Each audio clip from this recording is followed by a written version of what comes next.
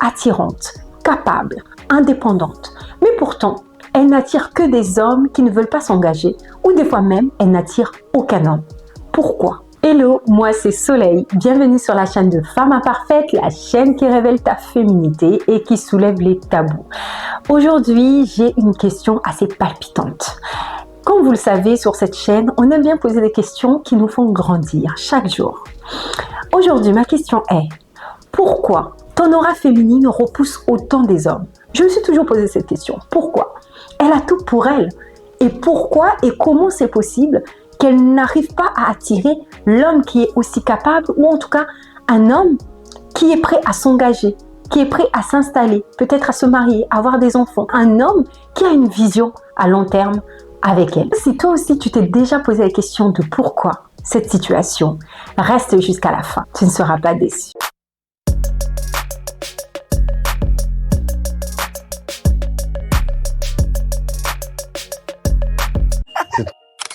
On va parler d'un sujet ici qui dérange, mais pourtant qui va libérer. Vous êtes une femme forte, vous êtes indépendante, vous êtes capable.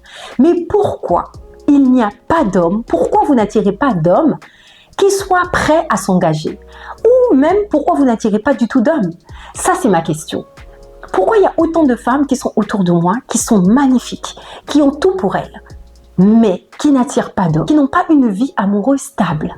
Oui, c'est vrai qu'on ne peut pas tout avoir dans la vie, mais je me dis, mais autant de talent, autant de charisme, autant de bienveillance, autant d'amour, mais il n'y a pas de candidat. Comment c'est possible? J'ai une hypothèse.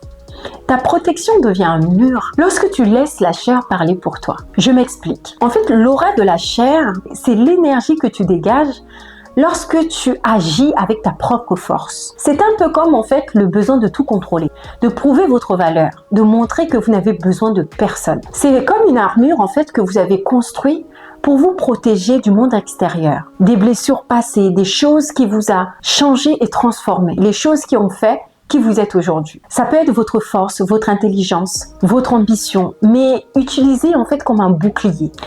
Du coup, ma question est, quel est l'effet sur les hommes?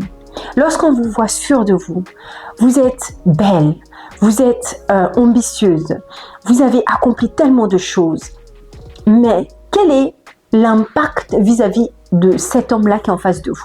C'est ça ma question. Quel est l'effet sur les hommes? Tu sais, un homme même bien intentionné ne saura pas comment se positionner face à un mur. Surtout un homme qui cherche une relation ou cherche quelqu'un pour bâtir ou construire une maison, il ne sait pas comment réagir face à un mur, comment se positionner. Il faut comprendre qu'en fait, il va pas voir la femme qui est derrière l'armure. Il va plutôt percevoir une compétitrice, mais pas comme une partenaire.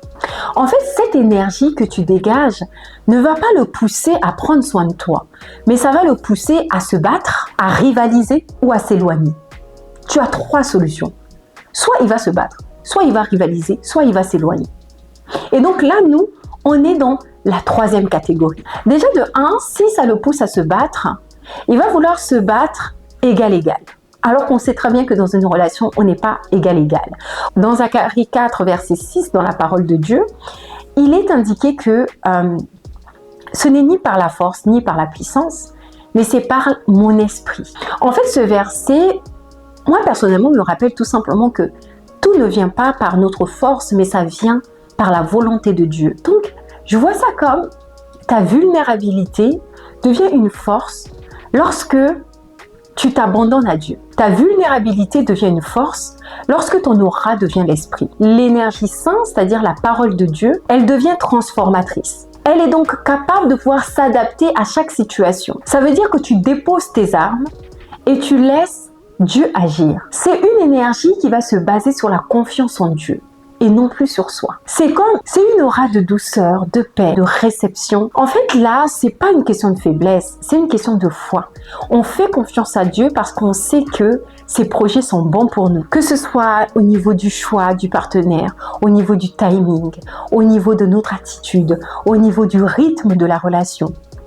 On lui fait confiance parce qu'on sait que tout ça est maîtrisé. Autrement, se laisser guider par le Saint-Esprit, c'est avoir l'assurance que ce qui nous attend est bon. Donc au final, le choix de Dieu, c'est le choix d'un partenaire qui est protecteur. Ça veut dire qu'au final, toi, Tu donnes la place à cet homme-là d'être lui-même. Tu lui donnes le choix de pouvoir t'honorer, de pouvoir t'aimer. Au final, tu n'attires pas celui qui va se battre avec toi, mais celui qui veut construire avec toi. La vision de Dieu est utile et complémentaire. Elle est parfaite. Il n'y a pas du hasard. Il n'y a pas du non, c'est pas fait pour moi, ou non, je suis trop carriériste, ou non, non. C'est une vision qui est équilibrée. Mais à condition qu'on abandonne tout à lui et non pas par nos propres forces. C'est pas en montrant qu'on a accompli des choses. C'est pas en montrant qu'on est la plus belle. C'est pas en montrant qu'on possède des choses qu'on trouvera l'amour. On trouve l'amour lorsque les deux natures de Dieu se rencontrent à un timing bien précis. On le voit par exemple dans la femme de Proverbe 31. C'est une femme qui n'est pas du tout faible. C'est une femme qui est forte. Elle est travailleuse. Elle est honorée. Mais au final, en fait, sa force est ancrée dans la sagesse, dans la bonté et dans la confiance en Dieu. Elle s'appuie pas sur ses forces. Elle va s'appuyer dans la confiance en Dieu. Parce que la sagesse s'acquiert à travers la parole de Dieu. Maintenant, comment passer de la chair à l'esprit? Et comment transformer ton armure féminine? Déjà, premièrement, c'est reconnaître cette armure que tu as. Est-ce que c'est une armure de manque de confiance, des blessures passées parce que tu as été trahi? Est-ce que c'est une armure parce que tu te sens tellement capable que il te faut absolument un homme qui soit au-dessus de toi intellectuellement parce que...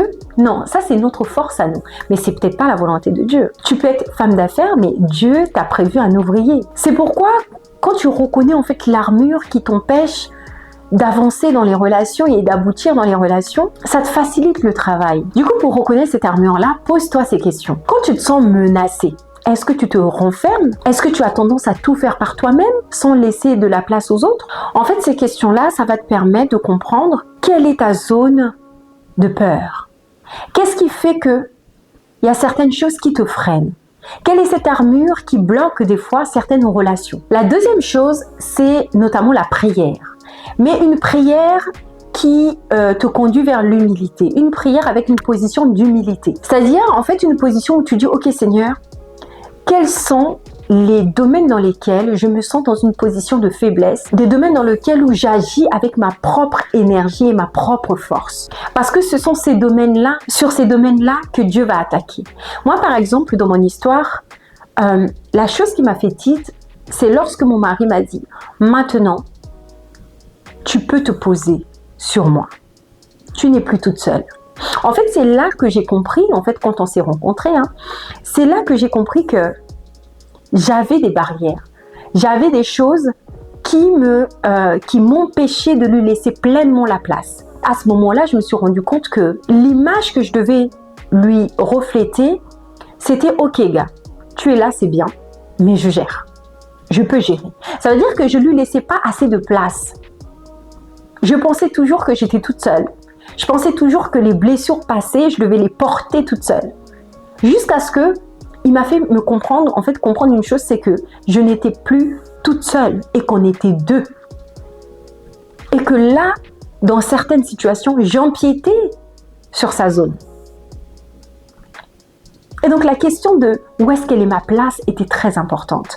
Parce que j'aurais continué dans ce sens-là, sûrement, ça aurait pu être des sources de conflits, d'incompréhension. Et dans certains couples, ça emmène à la séparation, aux disputes, etc. etc. Et donc, le projet de Dieu ne va pas aboutir en fait. Ça veut dire que le projet de mariage, le projet d'enfant, le projet d'un couple épanoui, ça n'aboutira pas. Parce que vous n'avez pas su repérer avant les limites, cette armure qui vous empêche d'aller et d'avancer. Troisième point, c'est de remplacer le contrôle par la confiance. Moi, c'est ce que j'ai fait.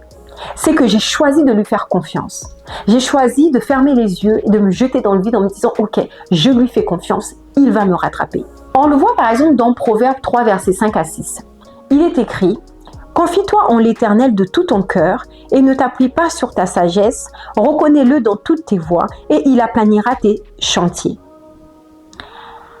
Et ce verset-là, vraiment, ça transforme parce que tu te rends compte que le fait de te reposer sur Dieu, c'est de te dire « Ok Dieu, je te confie toute ma vie entre tes mains. Je te confie également ma relation. » Ça veut dire qu'il y a certains sujets que tu vas aborder avec ton partenaire, c'est Dieu qui va agir à travers lui. C'est Dieu qui va agir à travers lui. Parce que Dieu, il agit tantôt d'une manière, tantôt d'une autre. Tant que tu ne fais pas confiance à Dieu, le reste va être très très compliqué. Tu vas voir que certaines portes vont rester fermées. Donc au final, même dans les voies amoureuses, la parole de Dieu te dit, reconnais Dieu dans toutes tes voies, reconnais Dieu même dans tes relations amoureuses. Et peu importe les étapes dans lesquelles tu es, reconnais que Dieu est au-dessus de toutes choses. Et que à travers lui, tu peux arriver à destination de là où lui, il t'attend. Parce que oui, il t'attend. Dans chaque domaine de ta vie, en fait, Dieu a un plan pour toi. Donc si tu choisis de faire sans lui, avec ta propre force, tu vas à l'échec. La quatrième chose, c'est de cultiver son intimité avec Dieu. C'est-à-dire, pour pouvoir entendre la voix de Dieu, il faut être en capacité de pouvoir le connaître et approfondir sa relation. Une personne avec qui tu n'as pas approfondi la relation, tu auras du mal à le comprendre. En fait, au final, tu vas comprendre que ta véritable force et ta véritable valeur ne dépend pas de ta force ou de tes réalisations, mais que ça dépend en fait de ton statut qui est la place que tu as auprès du roi. C'est-à-dire que tu es la fille du roi. Donc, parce que tu es la fille du roi, tu as certains privilèges qui font que peu importe les situations et peu importe les circonstances, le temps, parce que des fois on se presse, des fois on est inquiète par rapport à l'âge, peu importe tout ça, tu sais qu'au bon moment, Dieu t'enverra la personne qu'il te faut. Ça t'évite de passer par des périodes d'échec, des périodes de doute, des périodes de pleurs, parce que tu as une assurance que le choix de Dieu, c'est le meilleur choix. C'est lorsque, en fait, tu crées une intimité avec Dieu, tu vas voir que ton cœur va être transformé, tes choix vont être transformés, tes décisions vont être transformées. Donc, automatiquement, les chemins que tu vas prendre vont être influencés. Donc, ton aura va changer. Tu vas plus te baser sur les critères du monde pour choisir ton partenaire, mais tu vas te baser sur la volonté de Dieu.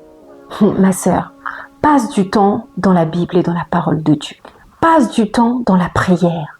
Laisse la douceur et la paix de Dieu remplacer ton inquiétude. Laisse sa douceur et sa paix transformer ton agitation intérieure. La vraie force d'une femme, en fait, c'est la paix de son âme. Une femme trop agitée, tu as beau trouver un homme milliardaire, ta vie ne sera pas plus heureuse. Et quand je parle d'agitation, c'est d'agitation du cœur, l'instabilité intérieure.